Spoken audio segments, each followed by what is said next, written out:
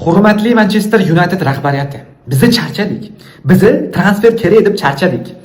Kerak ekan, menimcha charchadi. Yaqinda ham intervyuda aytdi. "Oy, baraka topkurlar, bizga yana kuchaytiradigan pozitsiyalarimiz bor. Bizga yana transferlar kerak" deb sallaga namyoq qildi. Sizlar o'ylayapsizlarmi?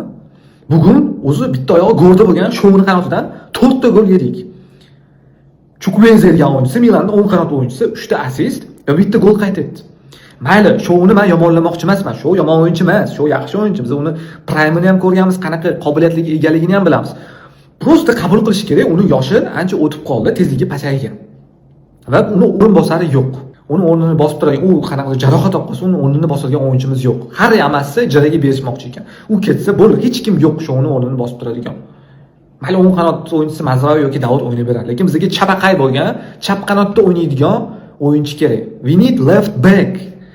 Dear Manchester United management, please sign Lewis Hall. Qanaqa gapiring, qaysi tilda gapirib bering.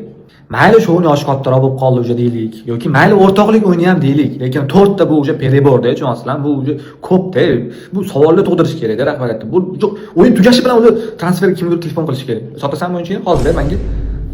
Tugashi bilan bu 4 ta gol bitta qanotdan, chap qanotdan yeyapti. Bu savolni tug'dirib tashlash kerak. Xullas mayli o'rtoqlik o'yini juda ham anu jonimni Zabborga berib gapirish niyatim ham yo'q o'zi. Prosta fikrimni aytdim, bizga chap qanot kerak. 4-2 hisobida mag'lubiyatga uchradik. Javnaqa ko'ngil yaqin olmaydi. O'rtoqlik deb qo'yaveramiz. Mayli, hozircha o'tib turamiz o'zimiz ham. Transfer bo'lib qoladi transfer yopilgunicha.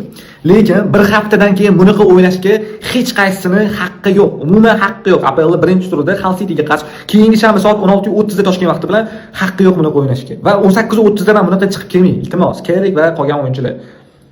Keyingi shanba kunida bunaqa dasturda gaplashmaylik sizlar bilan. Va rahbariyat transfer qilib beringlar, iltimos. Please. We need transfers. Nimani? Sizlar bo'lsa fikrlaringizni izohlarda qoldiringlar.